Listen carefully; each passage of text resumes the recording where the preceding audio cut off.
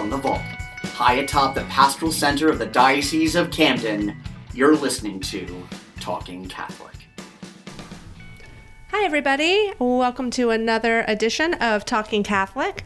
I'm Jen Mauro, and with me, as always, is Mike Walsh. Hi, Mike. Yeah, I think I mentioned this recently that, hi. Sorry. I think I mentioned this recently that I look forward to the first time we get to say this where I'm not introduced on it. I have plans very soon for you and someone else to host the podcast without me.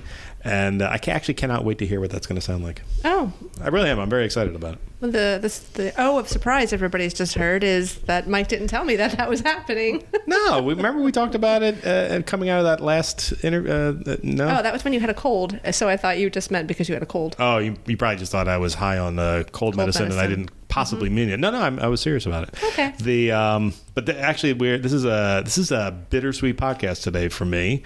We're on the road a wee bit out of the office, and we're at Catholic Charities of Camden County, in Camden County.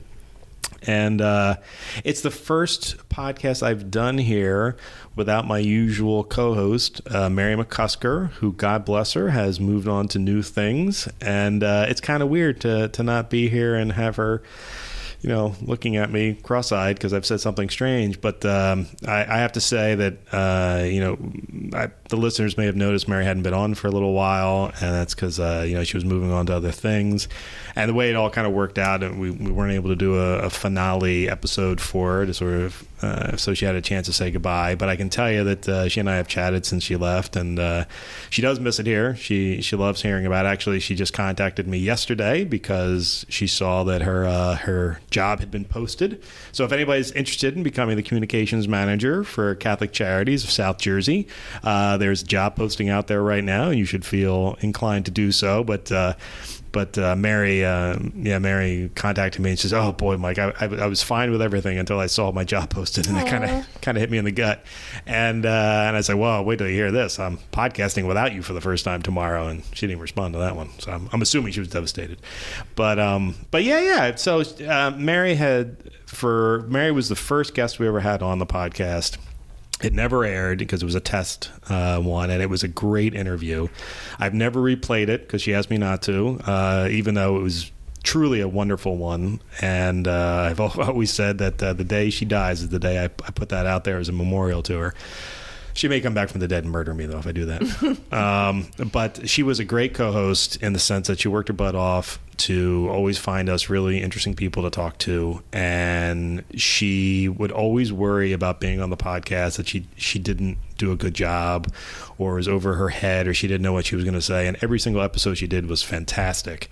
So, it's a great loss for me personally and for the podcast in general that Mary's no longer our co-host. But we're very happy that she's moving on to a new stage in her life, which I'll be honest with you, as a boss is something I always want. When we have young people working with us, I know I'm going to lose them eventually, but it's a great opportunity for us to train them, to teach them our way of doing things, and then they get so good at it that they want to move on to something else. So. That surprises me that you said she never thought she did a good job because, I remember listening to the podcast before I worked for the Diocese of Camden, and she just always sounded like a natural. She was a natural, but like any good naturals, filled with self-doubt.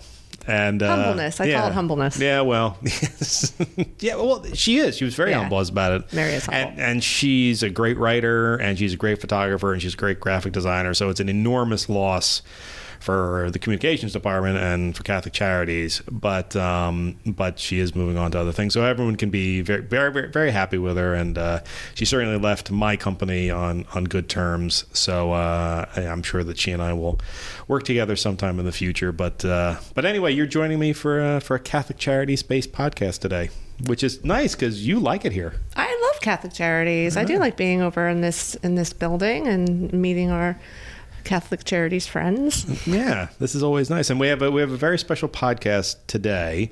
This is a month that means a great deal to you and I, not just because it's Marian in nature, and this is actually one of our very busy months in the sense that it's actually this is a very busy weekend for us. It's in the state of New Jersey. You have the New Jersey Youth Rally going on Sunday. You have the Knights of Columbus convention being held for the first time in 2 years down in Wildwood, and then in our diocese we have ordinations and first masses going on this weekend. So I will be burning the candle at two ends. I know that, and our staff will be burning the candle at two ends, covering all of this stuff. So it's a good weekend, but it kind of leads us into something else, which is mental health. This is also Mental Health Awareness Month, and it's times like this when you're stressed out, certainly coming out of a pandemic and whatnot, that you might be a little tuned up, a little frayed in terms of the nerves.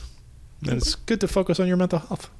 It's always good to focus on your mental health. It is, and to talk about it publicly. I think that's a really good point, and we'll talk about with our guests later too. But just because it's Mental Health Awareness Month doesn't mean that it shouldn't be talked about every month and all the time. It's not something that should be stigmatized. We need to talk about it more so that we can all get the help we need. And I do use we. I didn't say you. I said we. Well, I've talked about it on the podcast before. I've gone to counseling a couple times in my life, more than a couple of times in my life, when there were particularly low periods when I was having difficulty getting through some things. But the truth of the matter is that you really, if you're a person who's inclined to that or inclined to difficulties, that's something you should really kind of do in the good times and the bad times. Mm-hmm. But we're going to talk to a couple of experts today who will hopefully lead us down a good path and show us that we don't need to be afraid. I think some people are as afraid of going to see a counselor as they are going to see the doctor or going to confession. Oh, I agree 100%. I mean, you're being forced to look in the mirror. Nobody wants to do that. I know, like yourself, I've also been to counseling many times over in my life, and it's always the thing I dread. I wake up that day, and then when I leave, I'm usually in a terrible mood as well. And I'm like, wait a minute. It didn't work? No, it does work. Oh. That's the I remember talking to a counselor one time saying, I'm always in a really bad mood when I leave, and they're like, that's because we brought up a lot of things you probably didn't want to talk about. And I was like, you're absolutely right. I can't hide them when I'm in here. I can actually. But it does good too. It does me great good too. We've talked about that before. Does you great good to hide from your... Oh, sorry. I thought you meant to talk it out. Oh, no, yeah. No, that's great. That's right. Yeah, to talk it out. I think we mentioned once. I mentioned once before. I feel like I'm in my 2.0 version right now, thanks to the years of therapy I've gone through. So, yeah, good stuff. Yeah. So who do we have on the program today? Oh, okay. So, well, you have it written down in front of you. I do. I can do it by memory, but I might screw up somebody's name. Oh no, I wrote it all down. Okay, so what did you say? Once I sound like NPR because I read things off sometimes. Yes, but that's a good thing. It is a good thing. All right, so our guests today are Sylvia Loumeau. She's the Director of Clinical and Social Work Services for Catholic Charities of South Jersey. Welcome, Sylvia. Hi, thank you. And we also have Breigha Dale. She is the Intensive Case Manager for Welfare to Work program for Catholic Charities of South Jersey. Hi, Breigha. Hi. And we've had, for some of our longtime listeners, you may recognize Sylvia's voice. She's been on twice before, usually brought kicking and screaming to the podcast, but she admits it. Every time she's on, it's fascinating. So yesterday when we were talking about having this episode, and he was like, do you know anybody? I know somebody we can talk to. So Sylvia, really nice, Mike. Thank you. No, thank you for agreeing to do it, particularly on short notice. And wait, I just have to throw this out there. Sylvia, how long have you been with Catholic Charities? Oh my gosh, Jeff. It's really amazing. And it goes to show all of our listeners how well qualified you are to be on our podcast. Yes, I've spent most of my social work career here at Catholic Charities. I've been here it'll be 33 years in July. It's amazing. Congratulations. Thank you. It's been quite an experience. Mm-hmm. And Sylvia's no one-trick pony. I mean, you've worked on a plethora of programs. That's right. I mean, your job title sounds nice, but the number of programs you've actually worked on runs the gamut across everything Catholic Charities does. Pretty much, yeah. I've probably done just about just about every role there is to do here at Catholic Charities at one time or another. Yes, and I can say that she's the one of the most trusted members of the crew here. Matter of fact, trusted so much that I didn't even ask her boss if I could have her on the podcast. I just went and did it, and I was like, "No, it's Sylvia. She's going to do great. I don't need to tell her boss. It'll be fine." He wasn't happy about that, but anyway, that's besides the point. And then Breigha, on the flip side, rather new to Catholic Charities, right? Yes, I've been here for a little over a year. Loving it. So. And this weekend, a momentous moment for you? Yes, I'm on Monday. Actually, I'm graduating from Rutgers, New Brunswick, with my master's in social work. There you go. So nothing but experts on this podcast today. Fantastic! Congratulations to you too. Thank you. So Mental Health Awareness Month. Like I was talking about at the beginning, it's being observed throughout the month of May in the U.S. I was doing a little research. I didn't realize it had been observed since 1949, which I think is very interesting, considering that, I would say that especially in those times, I think not a lot of people spoke about mental health, where at least we get to talk about it more now. So let's start talking about Mental Health Awareness Month. Why is it important to observe this month, but not just keep it throughout May? Yeah, so, mental health issues impact everybody. The statistics show that in 2022, about 1 in 5 people has some diagnosable mental health issue. And so, it's not an aberration. It's something that's very common. And so since it is so common, it's something that we need to recognize in people and make treatment available and be talking about it. And as you mentioned, to reduce the stigma around it, because as long as it remains something that's stigmatized, the services that are needed will not be as available to people, right? So, if we're talking about it, making people aware, helping people to recognize when there's a mental health issue, then we'll be, better able to connect people with the services that they need. So just like any other, like a physical health issue, if we knew somebody had diabetes and they weren't treating it, or if they had a heart condition and they weren't treating it, we would be encouraging them to seek treatment and not, kind of hushing them up about their health condition. We want to be able to think of mental health in a very similar way. Mm-hmm. Something that's treatable in many cases, and and the sooner people are able to obtain treatment, the much better their outcomes are long term. Yeah.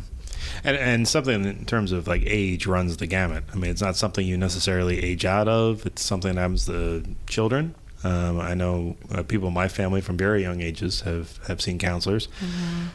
I can tell you that my mother, during the height of her working life, kind of gravitated towards seeing a counselor, and she said it really was an amazing opportunity for her. But as someone who's now in her senior years, something she still avails herself of, because you're over the course of your lifetime, the stresses on you the stressors of you are gonna change. Mm-hmm. And sort of being open to talking about it with someone, no matter the age, is very beneficial. Yeah, I mean, there are a lot of things that developmental issues that are challenging for people, as they reach different milestones and such. They just need the support to be able to get through that period, recognize what's normal or what's maybe unique to their particular situation, and help them to develop the skills to get through that developmental stage. Yeah. I have to believe, because I think I mentioned this on the podcast recently. I went and had as a 50-year-old, or about to be a 50-year-old, went and had my annual checkup. And, they, in the state of New Jersey, every time I'm at a checkup, they need to ask me how I'm feeling. Like it's a law now. They say, are you feeling depressed, anxious? And that particular day, like that question, usually I would like blow it off and not really think anything of it. But that day, I don't know, something in my head kind of clicked. And I said, actually, I've been angry all the time lately. I explained it as sort of like a pandemic PTSD. We've been sort of living in this world for 2 years, and now we're kind of coming out of it. And I'm kind of feeling uneasy about it for some reason. And so I talked to my doctor about it, and he said, well, we have a great service for you that'll match you with a therapist, and would you consider availing yourself of it? I said, absolutely. Give me the information, and I'll do it. And I haven't made it to my first one yet because there were some hiccups along the way, but it's still going to happen because I'm still in a mood. So, but I say this because I want people to be open about it. Well, I like that idea, what you were saying also, the fact that they're going to match you with somebody. Because sometimes one of the most difficult things is finding a doctor. And you must have a very good GP because a lot of GPs don't know who to go to. They're like, oh, well, ask the secretary on the way out or something. I have a great GP. Not only that, he is a pro-life physician who works for a major healthcare system, who is a member of the Knights of Columbus, and is a great guy who I would love to have on the podcast at some point. Oh. And I've talked to him about it. I've actually asked him to write for the paper occasionally. He reads our stuff. He listens to our podcast. He checks out our YouTubes. He's a absolutely phenomenal guy. And one day I will get him on to one of our many channels of communication because we really should. He's a good egg. So I was saying it's difficult to find somebody, yeah. I think. And going back to what you were saying, Sylvia, maybe Sylvia or Breigha could talk to this point.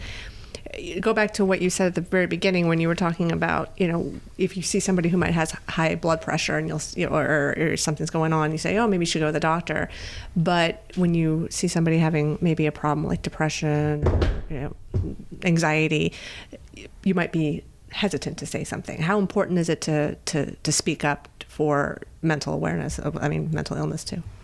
Yeah, it's very important. Breigha, you want to? Yeah, I think Mental Health Awareness Month is great because it kind of reminds us to do those things. I think it's not talked about enough because, like we were saying about physical health, it's something that you can't see. So if you can't see it, a lot of people don't recognize it as much, and you kind of ignore the signs sometimes. Like, is this enough to go see a therapist? But a lot of times, something doesn't have to be wrong to go see a therapist. You can go just for daily life. And when you're going through those different developmental stages, I think it is really important just to feel that you're going through the stages correctly and those losses are normal. And like when you were talking about your mother and being older, you're going through different stages at that point than you were maybe 30 years ago, but those things are normal and it's good to talk to someone at any point. I like what Breigha said too, is that a lot of times people don't recognize what is a symptom of a mental health issue, right? And so Mike, the anger that you were talking about, for men in our culture,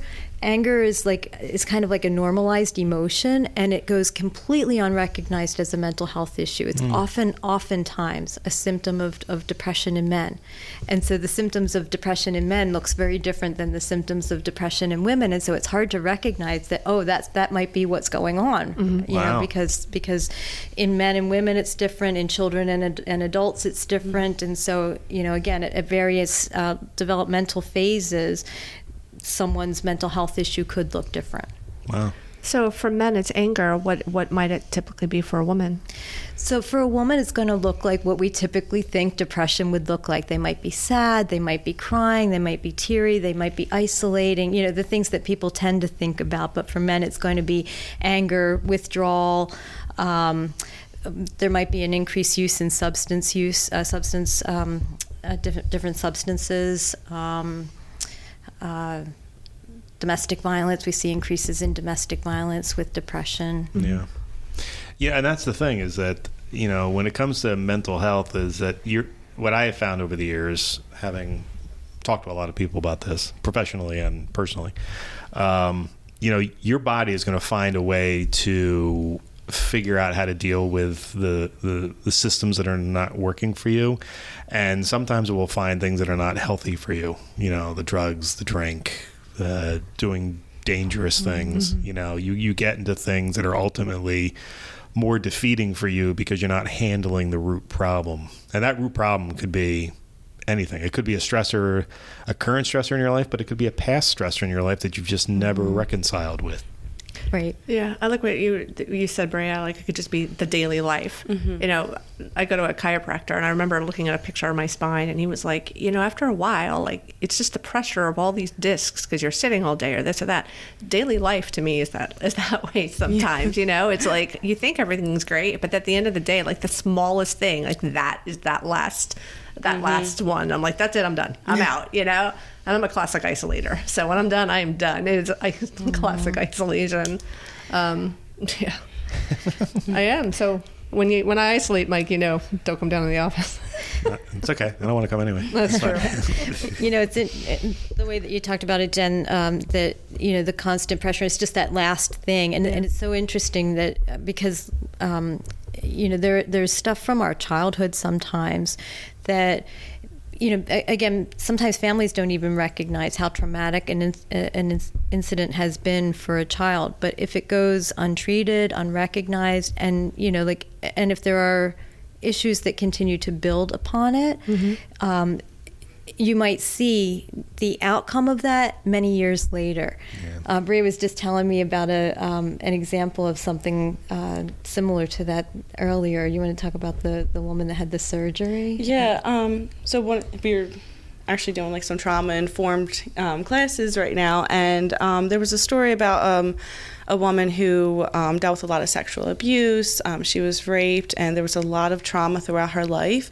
As she got older, she was able to marry and had children, but she was in about her 50s, and she had a minor surgery. I want to say it was like a gallbladder surgery, but she never woke up from it, and they ended up relating this directly to the trauma throughout her life and saying that her body has been through so much trauma and trying to cope with everything that she's dealt with that it just wasn't strong enough anymore to wake up from something minor or recover from a minor surgery. Mm-hmm.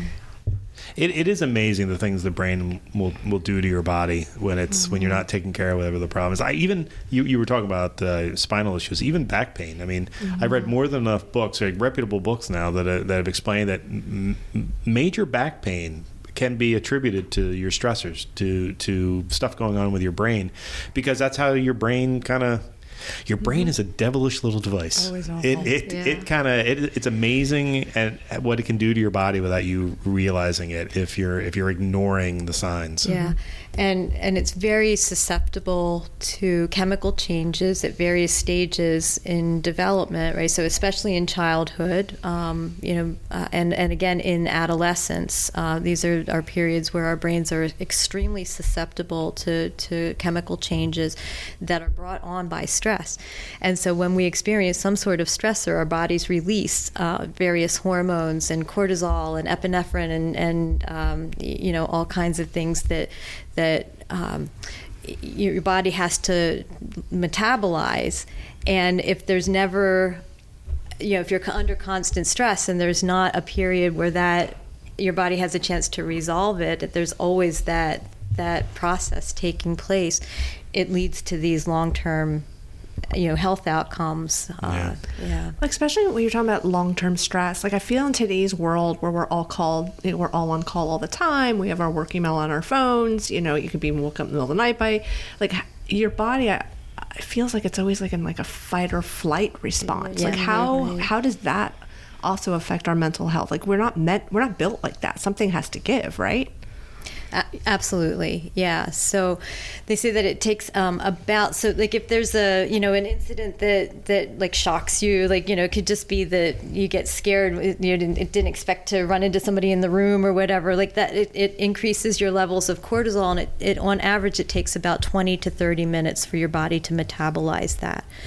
And so if you're kind of under constant stress, where your body's never reaches the point where, okay, it's metabolized, it's out of your system, it's just always there. And the more, the more consistent those high levels are, the less able you are to do various things. Some of it is stuff that's outside of, it's outside of our control, how your body develops diabetes or, whatever. But it also interferes with our ability to think clearly. Yeah.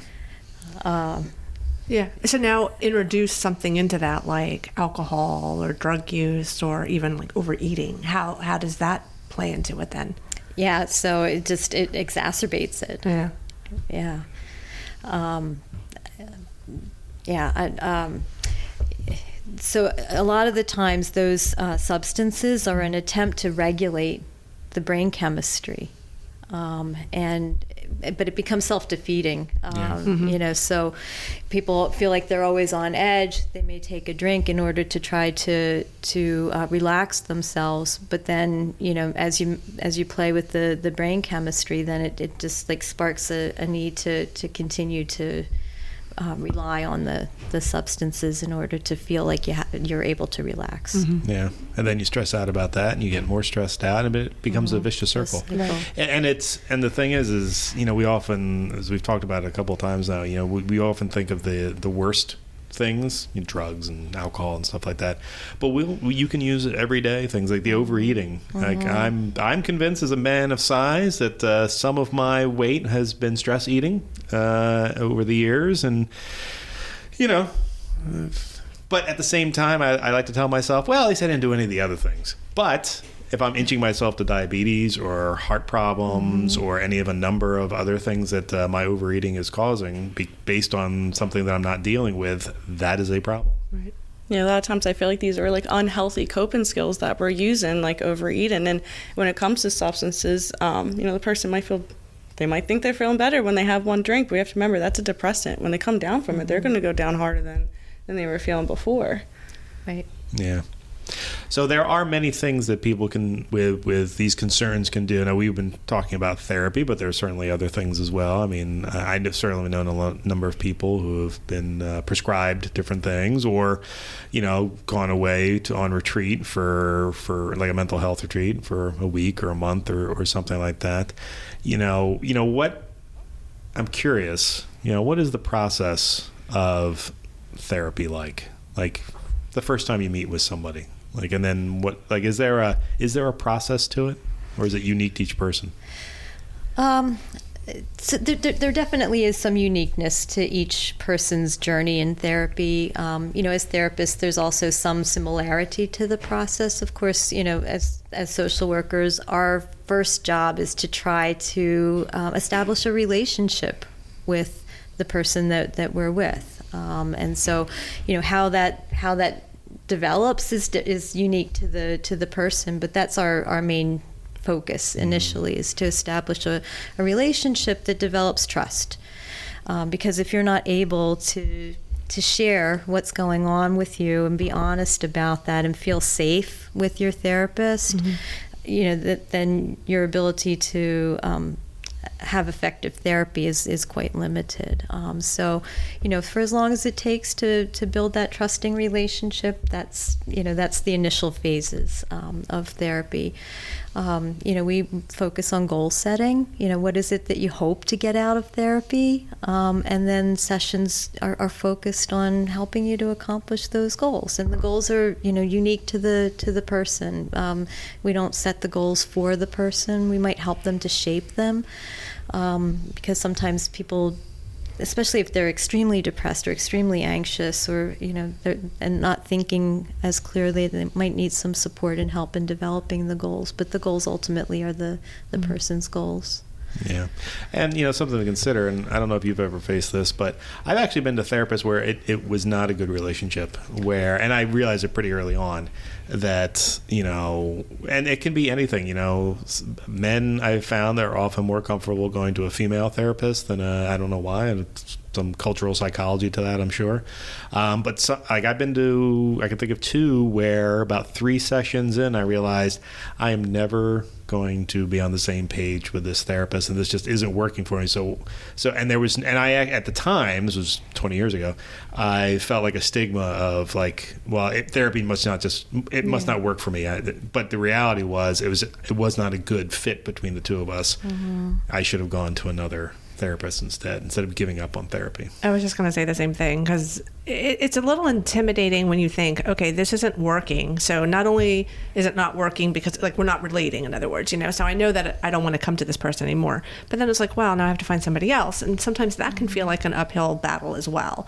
But I think it is very important. I think, like you said, Mike, if you found somebody and it's not, then find somebody else. Mm-hmm. Yeah. Like, and I like what you were saying, Sylvia, is like finding a rapport or somebody. Mm-hmm. The most recent of therapists I had seen turned out to be a social worker through the military, because my family is military benefits. So it turns out that some of the issues I had that they could help relate with, because that's they understood. They understood. Yeah. So I think getting that rapport with somebody, and if you know that it's not going to be there, then find someone new.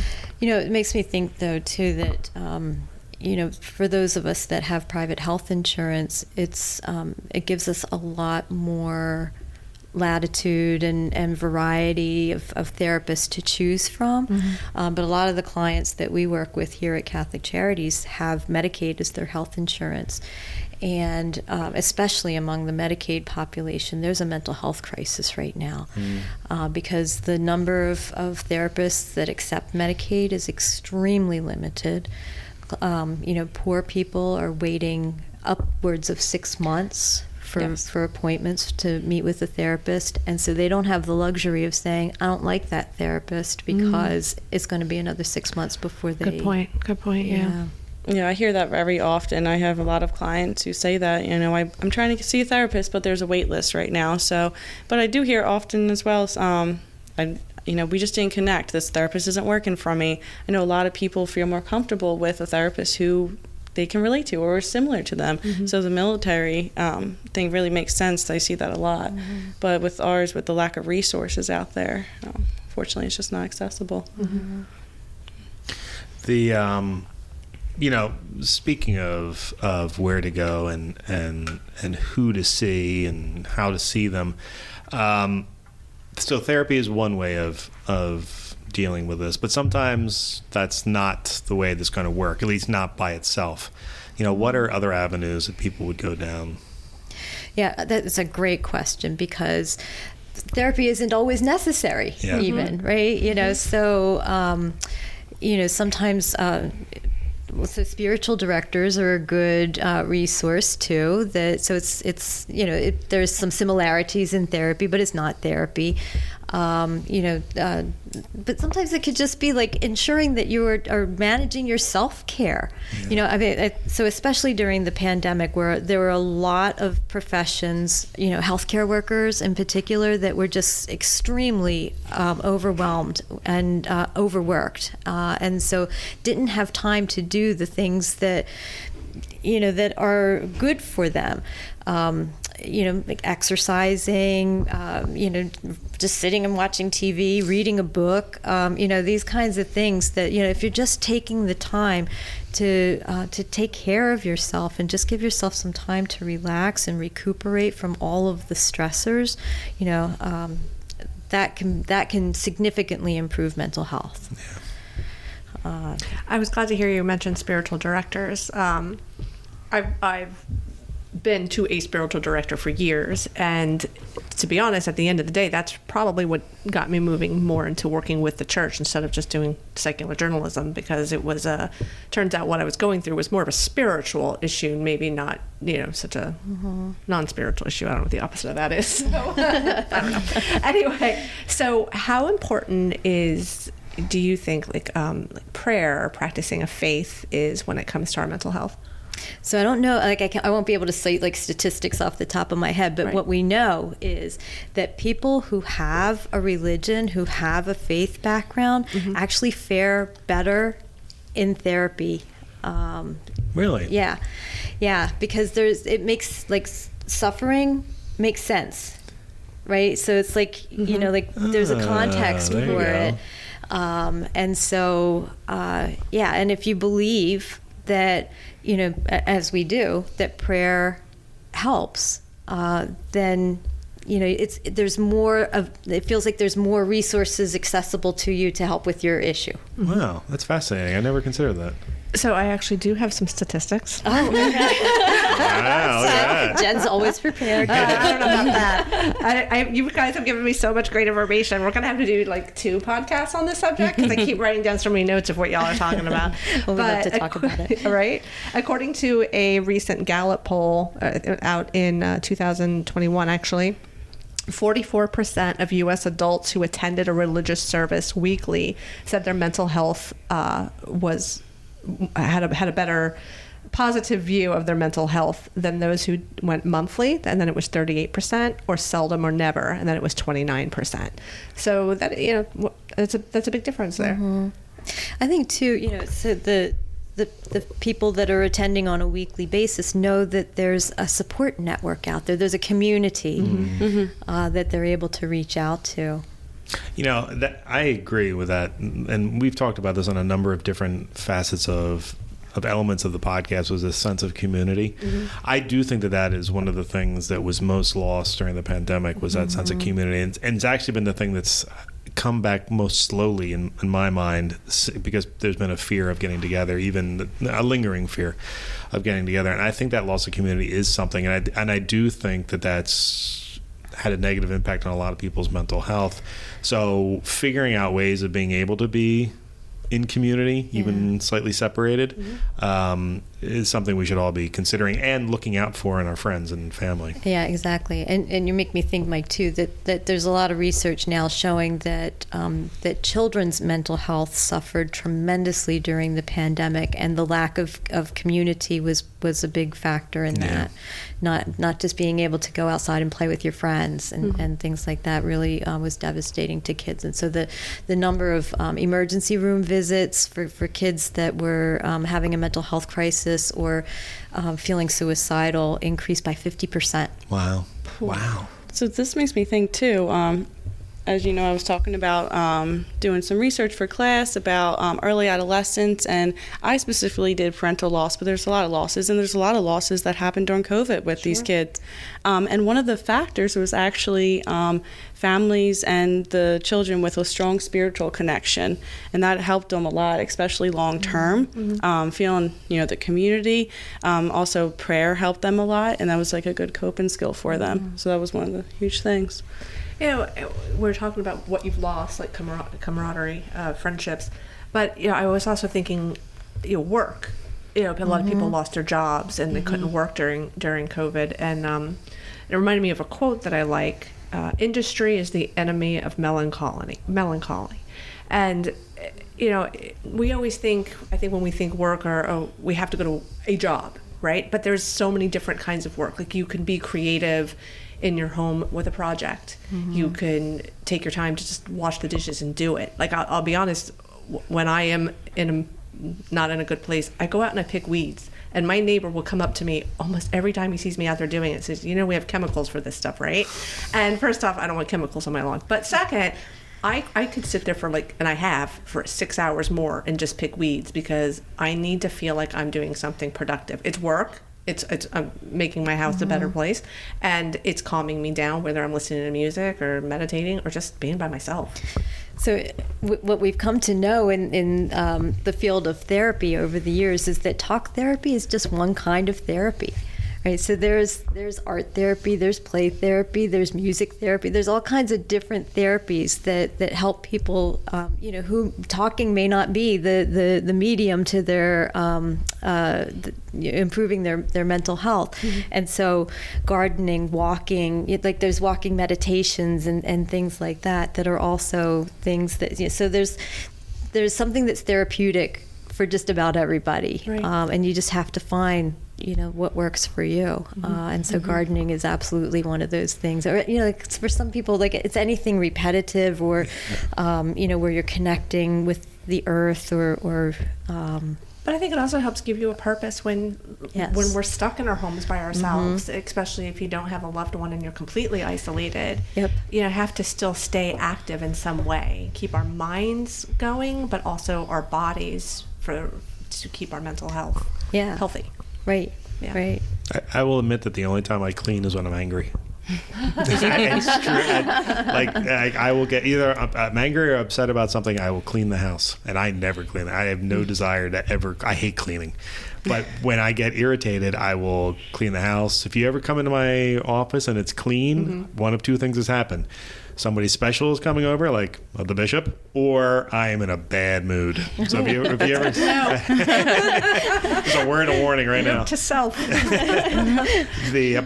I mean, that's another example of things that our brain does to kick us into a particular gear. Sometimes it gravitates us towards something positive, or at least beneficial, and then sometimes it brings us into areas that are dangerous and costly.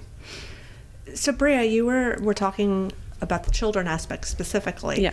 And that actually reminds me of one of my family members who's young, he's only 7.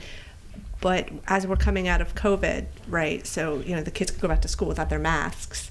He refused to take off his mask. I think he was one of 2 kids in the class who wouldn't take off their mask. Like, it was now ingrained in there, and he was scared and stressed out about it. So how can experiences that we have as children continue to be adverse effects as we get older? Yeah, so there was actually a study on this, and they were showing there was 10 different things that occurred. 5 of them were personal, so it was abuse, neglect, things like that, and then 5 of them were family related. So that could have been somebody who was incarcerated in your family, somebody with mental illness, parents divorced, and it was shown that these, childhood experiences when we were younger actually affect us long term, and they actually were shown to have chronic illness, we said financial, and it really, I guess showed.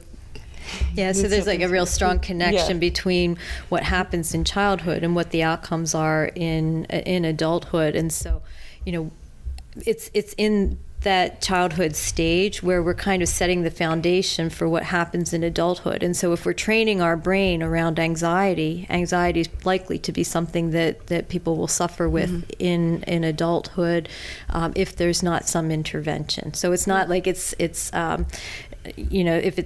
it's treated early, then it's not inevitable that anxiety will develop later on in life. But there is a very strong correlation to what coping mechanisms we develop in childhood and how we use them in adulthood, and then the impact that has long term.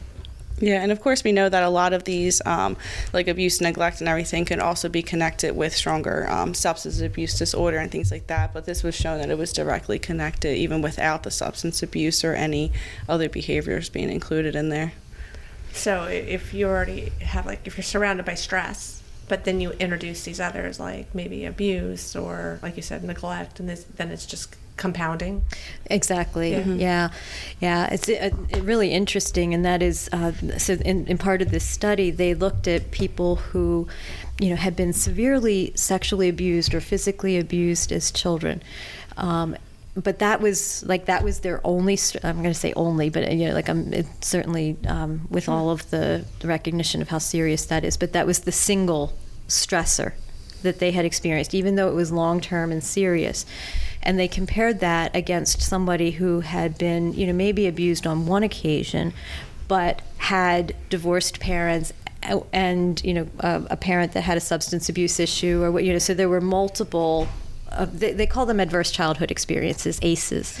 And so when they looked at people that had multiple ones, even though, maybe it would look less serious than the long-term physical abuse, it was the people that had the higher ACE scores that had poorer outcomes in adulthood. Is that something, if somebody wanted to research that, especially if you're a parent, you want to make sure that looking out for your children, is that something that they can research, or is it test? I don't know how to put that. So they call it the ACE survey. Okay. And now, so the initial survey was done, I can't remember how many years ago now, 30 years ago, Yeah, maybe. something like that. It's been around a while. It's been around a while. Okay. Yeah, the study of trauma has been around for a while. So the original ACE survey is out there. So you can, if you Google ACE survey, stuff will come up. But they've expanded on it now. So there's different surveys because they realized that what they were studying initially was just a very small, sliver of the traumas that people experience. So they were very much focused pretty much on a white middle class population at the time, and then they realized, we're missing a whole population here, so we're not taking a look at what's happening in poor neighborhoods and the effect that poverty, racism, violence in communities has on children also and their development. And so all of these are factors that also contribute to poor outcomes. So there's different surveys that you can look at now and see, what are my children what are they experiencing? I think one area that children are experiencing more, at least from when I was a child, I didn't hear so much about it, is substance abuse. How common do you see substance abuse playing a role in families today? It's so common. It's reaching younger children than it used to. And again, depending on the age that a child is first introduced to substances contributes to the long-term outcomes, because our brains do what our brains learned how to do when we were in a developmental stage. And kids are they're being exposed to marijuana, to alcohol, to things that really are altering their brain chemistry at very young ages. And do you find that maybe not the child themselves has experienced substance abuse, but they're growing up in a household where maybe they've lost a parent to substance abuse or seen it in the home? Yeah, I mean, and these days, and we were talking about this earlier, it's almost impossible not to know someone that has some sort of substance abuse issue. The opioid crisis has just kind of leveled the playing field. There's so many families that have an addicted family member, and historically we've looked at it as a moral issue, but we know a lot more now that it's a medical issue. A lot of people who have became addicted because they went to the dentist and had their wisdom teeth taken out, and the dentist prescribed a painkiller to help with their recovery, and now they're addicted to medication that they can't get off of. And so it's not it's helping us to learn a lot more about how people become addicted, and just that it's a biological issue and not a moral issue. Yeah. I feel that it's an interesting time we're in when it comes to mental health.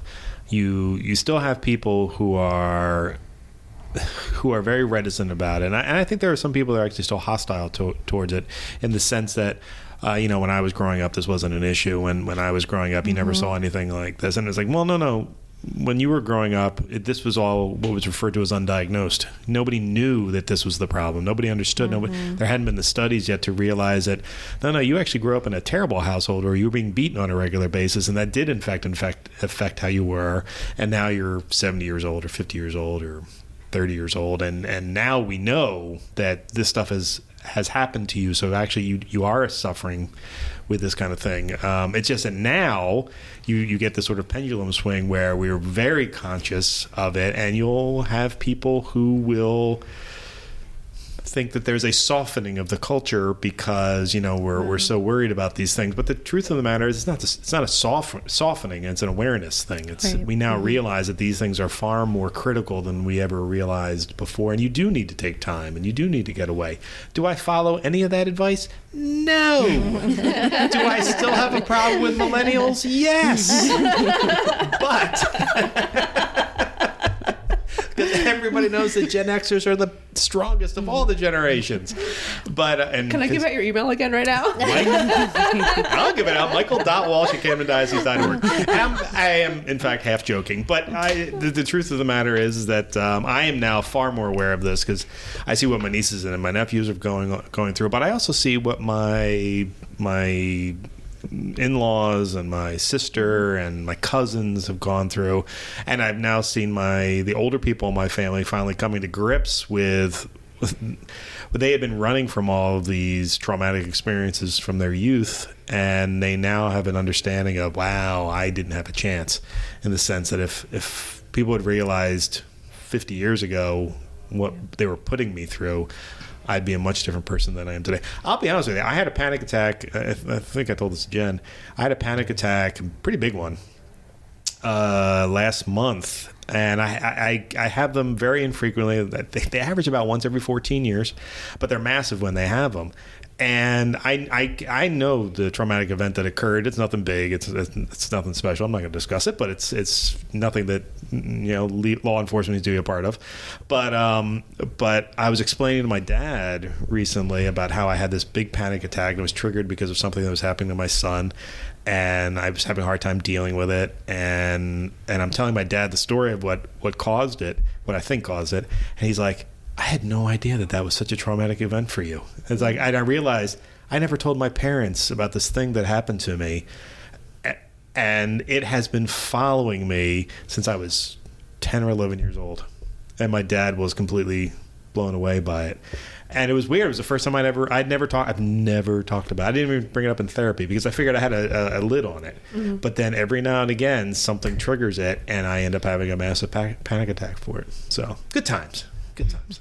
He was probably not only shocked, but probably a little saddened that he couldn't help you before because he didn't know. Yeah, well, it happened while I was away from the house. I was on a camping trip, and once again, nothing illegal, nothing weird like that. But it was over the course of that. I was not mentally prepared for that experience, and it's been dragging me ever since. But anyway, so see, it happens to all of us, even us Gen Xers. The most perfect generation. It's interesting that you bring up generations, though, because Breigha and I were talking about the impact of social media on the younger generation. Mm-hmm. And how that impacts mental health, right? So every generation kind of has its own thing too, and so but social media has been a real big contributor to mental health issues among our teenagers. Yeah, I say all the time, I can't imagine growing up with social media. Like, I couldn't wait till school was over in my middle school years to get away from my tormentors. The idea that you didn't get out at 3:00 and that would follow you. Right. I would not have made it through middle school that way. Yeah. So do you have any advice, if you know somebody that you think would benefit from, whether it's counseling or many of the other outlets that we talk to, and they just won't listen? Is there any advice that you can have for that, or is it just how to urge them down the path? Yeah, if they're not receptive to it. Yeah. I mean, so you kind of have to go with people at their own pace. Pressuring people doesn't always have the outcome that we would want. But I think having it be kind of a constant reminder, bring it up in one gentle way or another on a consistent basis, because I think that, just bringing it up one time isn't enough. Mm-hmm.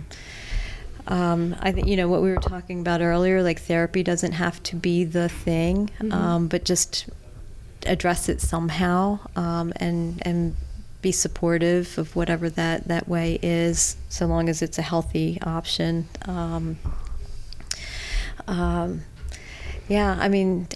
So I think too, I wanted to bring this up too, and that is that there are mental health first aid programs out there for people. That do give people some tools for how to broach the topic with people that might be experiencing a mental health issue. And so, if you look up mental health first aid, there are classes all over the place. They were doing them virtually as well as in person. And so, and it's meant for the general public to be able to engage in conversation with people. I didn't know that. I didn't know it either. That's why we had the podcast. Well, I mean, that is actually the reason we have the podcast, is because this is always a worry for me, because, I do see all of the people in my life that still are not dealing with things they could be so helped if they would just deal with things differently than they're isolating themselves and not dealing with it. And I think about our listeners a lot, and there are, depending on how you're listening to this episode, you might be hearing it on the radio and you might be of a person of a certain age, or you're at the podcast and you're a person of a certain age. And we kind of hit it across a wide scope. And what I was hoping this episode would show is that this is something you really need to be thinking about at every age. You need to be thinking about regarding the people in your life. And I'm not saying you need to be fixated on it. You certainly don't need to go out and fix people. But if you can be aware of your surroundings, your own personal hurdles and the hurdles of others, and know about it in a way that you're not negatively impacting someone. As a boss, I feel it's important that I have a fairly good understanding of my staff's mental health at any given time, and that maybe I reserve blowing up on them when I know they're not in a good place, and I wait for when they are in a good place where they'll be able to handle it better when I decide to blow up on them. But something like that. Or perhaps I need to consider not blowing up on them, and that maybe is my own thing I'm dealing with. Choice. That is so eye-opening. Good insight, Mike. You know what? I just got to add real quick. The first time the episode is over. Look at that. The reason I even first went to a counselor or a therapist is because somebody really encouraged me to go. I didn't have the courage to go on my own. So what you're saying is very important. So keep your eyes open for your friends, but keep your eyes open to your friends speaking to you. Mm-hmm. That is also true. Right. You're absolutely right. Well, Sylvia and Breigha, thank you very much for sitting down and chatting with us today. We really appreciate it. Yeah. Thank you. And Jen, thank you for coming so well prepared, unlike myself. And to our listeners, thank you all for checking us out. And, keep an eye out for your own mental health and those of the people you know. Talk to you later, everybody.